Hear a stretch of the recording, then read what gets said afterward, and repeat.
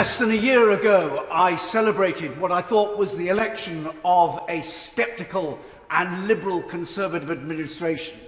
And now I'm left wondering if the Prime Minister hasn't been abducted by Dr Strangelove and reprogrammed by the sage over to the dark side. The purpose of politicians is to impose a measure of proportion, a sense of proportion on science, and not to be enthralled to it. Now, I will make myself very unpopular, but I believe that the appearance of the chiefs last week should have been a sacking offence. When they presented that graph, with the caveat that it wasn't a prediction, but nevertheless, it was clear that they presented it as a plausible scenario, with its 50,000 cases per day by mid-October, based on the doubling of infections by the week. Not once, not on one day since March, have there been infections on that day that were double that of the day of the week preceding. Not once. Where did this doubling come from? What was their purpose in presenting such a graph? It was the purpose of the fat boy in Pickwick Papers. I wants to make your flesh creep. It was Project Fear. It was an attempt to terrify the British people as if they haven't been terrified enough.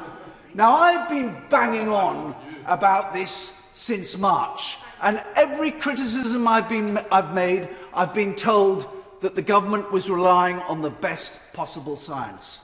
So I am delighted by the letter 1 week ago today, the nuanced criticism of Professors Hennigan, Gupta and Sikora.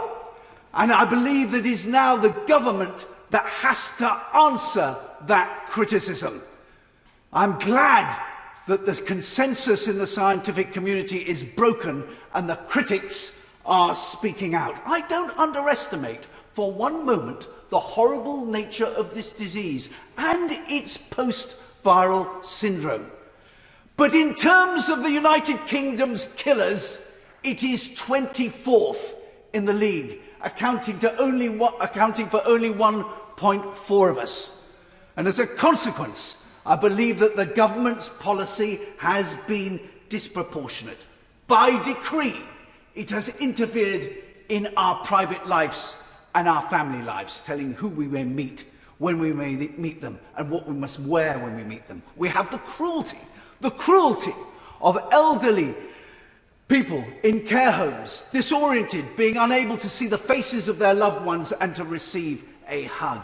We have the tsunami of deaths that we may experience shortly as a consequence of undiagnosed cancers and heart disease, and the discontinuation of clinical trials. I give way to my right honourable friend. Friend looked at the advice given to the Swedish government and the different policies they followed, and what does he deduce from that? I deduced that that was much more proportionate. Of course, all sorts of criticisms are levied against the Swedish government that, on examination of the data and comparing like for like, actually are without foundation. I certainly hold up the Swedish model as an alternative. We have seen the eye-watering costs that we must now all face for a generation, having closed down our economy for all those months as a consequence of the government's policy. The crushing of enterprises, the destruction of livelihoods, the unemployment that we're going to have to face now amongst young people, all as a consequence of an overaction. I understand now there's some question as to whether students are to be allowed to return from university at Christmas. Can I say most gently to my honourable friend on the front bench that the last administration that sought to restrain celebrations at Christmas was during the Commonwealth, when the Lord Protector, as a consequence, was left musing in public as to whether, if he were to arm 1 in 10, that would be enough. how many marshals will be required. I conclude by saying that the policy of the government has been disproportionate in response to this threat. There may, Madam Deputy Speaker, be a virus one day that threatens our very way of life. But this isn't it, even if we're behaving as if it were.